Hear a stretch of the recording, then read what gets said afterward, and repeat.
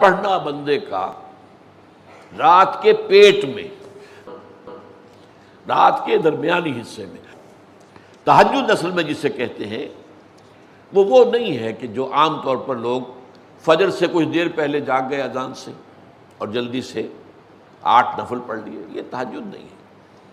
یہ تو فجر کا ضمیمہ بنا لیا، ہاں نوافل ہے، عبادت ہے، اس کے بھی جو اس کے برکات ہیں وہ ظاہر ہوں گی، جو اس کا ثواب اور اجر ہے اللہ دے گا۔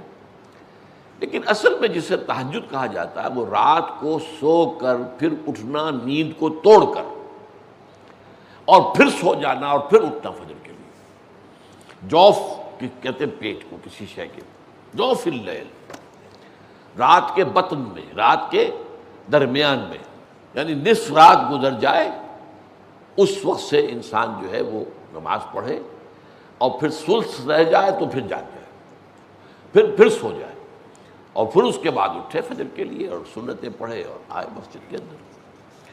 تو یہاں آپ نے فرمایا وَصَلَاةُ الرَّجُلِ فِي جَوْفِ اللَّيْلِ، اور اپنے اس قول کے لیے حضور نے آیتیں تلاوت فرمائی، وہی دو آیتیں۔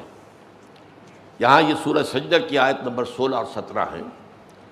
تَتَجَافَىٰ جُنُوبُهُمْ عَنِ الْمَضَاجِعِ، اللہ تعالیٰ اپنے خاص محبوب بندوں کی یہ صفات بیان کر رہا ہے کہ ان کے پہلو اپنے بستروں سے علیحدہ رہتے ہیں، رات کے وقت جاگتے رہتے ہیں، بستر پر لیٹیں گے تو سو جائیں گے۔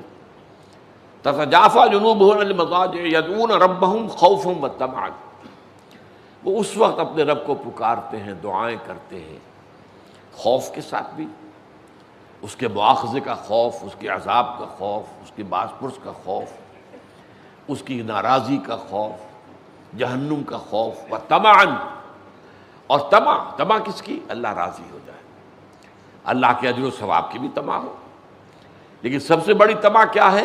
اللہ مجھ سے راضی ہو جائے۔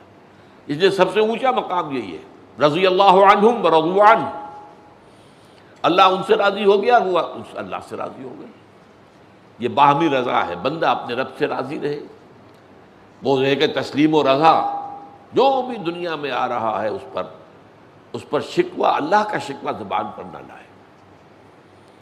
جو بھی آ رہا ہے یہ میرے رب کی طرف سے ہے، وہ میرا مولا ہے، آقا ہے، دوست ہے، میرا خیر خواہ ہے، اسے معلوم ہے کہ اس شر کے پیچھے کون سا خیر آ رہا ہے، مجھے کیا پتا، مجھے تو شر نظر آ رہا ہے، خیر تو نظر نہیں آ رہا۔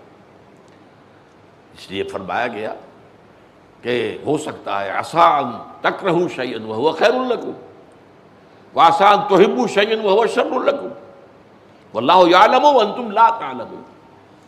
ہو سکتا ہے تمہیں کوئی چیز بری لگے حالانکہ اسی میں تمہارا خیر ہو، عین ممکن ہے تمہیں کوئی چیز اچھی لگتی ہو حالانکہ اس میں تمہارے لیے شر ہے، اللہ جانتا ہے، تم نہیں جانتے۔ اس کیفیت کے اندر دنیا کی زندگی گزارے، اللہ تعالیٰ آخرت میں اسے راضی کر دے گا، اللہ اس سے راضی ہو جائے گا۔